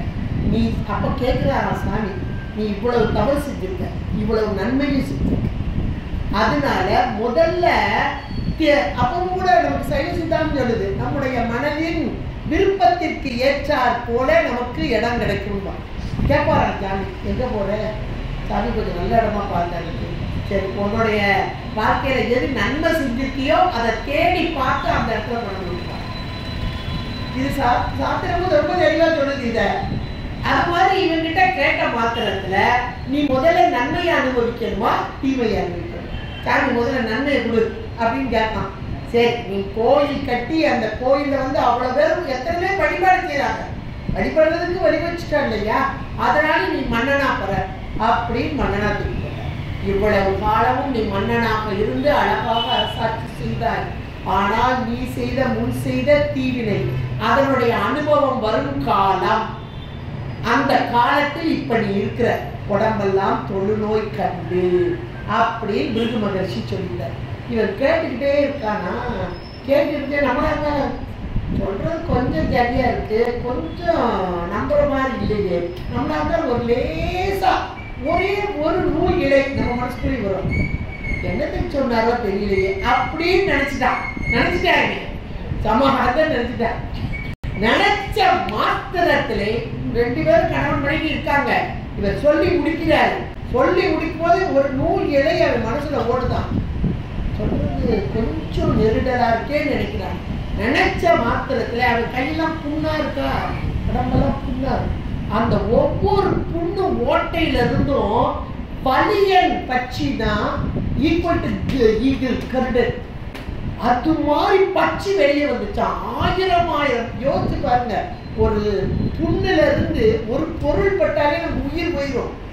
ஒவ்வொரு புண்ணு ஓட்டையில இருந்து ஒரு கருடன் மாதிரி ஒரு பட்சி வெளியே வந்ததுன்னா என்ன வேதனை எடுக்கும் பாருங்க. ஒரு மகானுடைய வார்த்தைக்கு மறுப்பாக ஒரு துளி எண்ணம் நம்ம மனசுக்குள்ள வந்தா நம்ம உடம்ப சல்லடையாக்கி போகணும். ஒரு பெரிய தத்துவம் நான் வச்சுக்கோங்க. எந்த புராணமாகட்டும், எந்த திருமுறைகளாகட்டும், சாத்திரமான அது கிடக்க அதெல்லாம் சொல்லலாம் நம்பக்கூடாது. இந்த வார்த்தையை விட சொல்லிதான் இருக்கு. இதனுடைய பலன் என்னன்னு இந்த புராணம் போடுது, விநாயகர் புராணம் போடுது. உள்ள இருந்து வலியன் பட்சிகள் 1000 ஓங்காரம் செய்து கொண்டு வெளிவந்தன. அப்படி தாங்க முடியல, உருள்றான். மனைவி பக்கத்துல பார்த்துட்டு இருக்கா. அப்படியே காலில் விடுகிறார் மகிழ்ச்சிட்ட. மகிழ்ச்சியே தெரியாம செஞ்சுட்டார், அவர் நினைச்சது தப்பு, மன்னிச்சிருங்கன்னு கதறா. இவனும் கதறான், ஐயா என்னை மன்னிச்சிருங்க, நான் தவறு செஞ்சுட்டேன், என் மனசுல ஒரு துளி ஓடிச்சு, என்னை மன்னிச்சிருங்க, நீங்க எவ்வளோ பெரிய உயர்ந்தவர். ஏன்னா பிருகு மகர்ஷி சதா காலமும் விநாயகரை வழிபட்டு கொண்டே இருப்பார். ஒரு நொடி தவறாமல் அப்படியே விநாயகருடைய எண்ணத்திலேயே இருப்பவர். அப்படிப்பட்டவங்கிட்ட சந்தேகப்படலாமா அப்படின்றது இவனுக்கு தெரியல. காலில் விழுந்து அழுது புரண்டான். புரண்ட மாத்திரத்துல அப்படி பார்க்கிறார், கையில இருக்க கமண்டல தண்ணி அப்படி தெளிக்கிறார். பட்சிகள் எல்லாம் பறந்து வெளிவந்தன. அப்படியே சாத்வீகம் அடைஞ்சான். அதுக்கு பிறகு காலில் விழுந்து தெரியாமல் செய்துவிட்டேன், அடியேறி மன்னிக்க வேண்டும் அப்படின்னு கேட்ட மாத்திரத்துல நீ இதுக்குரிய இப்போ இவனுக்கு தொழுநோய் வெளியேறல, தொழுநோய் இருக்கு. இன்னொன்னு அந்த தொழுநோயுடைய பலி வேதனை எல்லாமா சேர்ந்து உட்கார்ந்து கிடக்கு. ஏற்கனவே ஒரு பிரம்மகத்தி பிடிச்சிருந்தது இல்லையா, அதுவும் சேர்ந்து இப்ப நிக்குது. ஏன்னா தீவினை காலம். அப்ப இந்த துன்பத்திலிருந்து அடியவனுக்கு என்னன்னு தெரியல, இந்த துன்பத்திலிருந்து நான் நீங்களும் சொன்ன மாத்திரத்துல இப்ப இவர் சொல்றார், நீ சென்று அருகில் உள்ள ஒரு தீர்த்தம், பிருகு தீர்த்தம்னே இருக்கு இவருடைய குடிலுக்கு எதிர்த்தாப்புல, அங்கு சென்று நீராடி விட்டு வா அப்படின்னு சொல்றார். கணவன் மனைவியா சென்று அந்த தீர்த்தத்திலே நீராடி வந்து அவருடைய திருவடியை வணங்கி நின்ற மாத்திரத்திலே விநாயகப் பெருமானின் பெருமைகளை எடுத்து சொல்கிறார். இந்த பிருகு மகர்ஷி விநாயகப் பெருமானின் பெருமைகளை எல்லாம் எடுத்து சொல்கிறார். ஒவ்வொரு இந்த புராணம், விநாயகர் புராணம், அதில் உள்ள பெருமைகள் எடுத்து சொல்ல சொல்ல சொல்ல அவனுடைய உடம்பில் இருந்த தொழுநோய் அத்தனையும் நீங்கியதாம். தொழுநோய் மட்டும் இல்ல, ஒரு பிரம்மகத்தின் ஒரு பூதம் கிடக்கு இல்லையா, அது அப்படியே கருப்பு உருவமா வெளியே வந்து இவனை கொல்லணும் வந்து நினைச்சான். உடனே அப்படி பாக்குறாரு பிருகு மகரிஷி, பார்த்து அதனை தடுத்து நிறுத்துறாராம். நீ வெளியே வா, உனக்கு என்ன வேணும், இவன் நீ யார் அப்படின்னு கேட்கிறார். பிருகு மகரிஷி கேட்கிறார், இவனால் கொல்லப்பட்ட ஒரு அந்தணன் நான் தான், என்னை அநியாயமா கொண்டு விட்டான், இன்னைக்கு பூதமா அழகிறேன், என்னுடைய ஆசையெல்லாம் நிறைவேறாம போச்சு இவனால தான் அப்படின்னு அந்த பிரம்மகத்தி பூதம் சொல்ல, நீ வேண்டிய வரத்தை அடைவார், அதே போல பிராமணனாக பிறந்து உன்னையுடைய ஆசைகள் எல்லாம் நிறைவேறும் என்று பிருகு மகரிஷி அவருக்கு அந்த பூதம் அவனுக்கு அந்த ஒரு மந்திர நீரை தெளித்த மாத்திரத்தில் அவன் மீண்டும் அந்த சுய ரூபம் அடைந்தான். அவனுக்குரிய உலகத்தை காலில் விழுந்து கும்பிட்டுட்டு இப்ப பிரம்மகத்தி போயிட்டா, தொழுநோய் போயிட்டா, இப்போ முழு புத்துணர்ச்சி அடைந்தார் சோமகாந்த மன்னன். அவருடைய திருவடியிலேயே விழுந்து கிடந்தார்.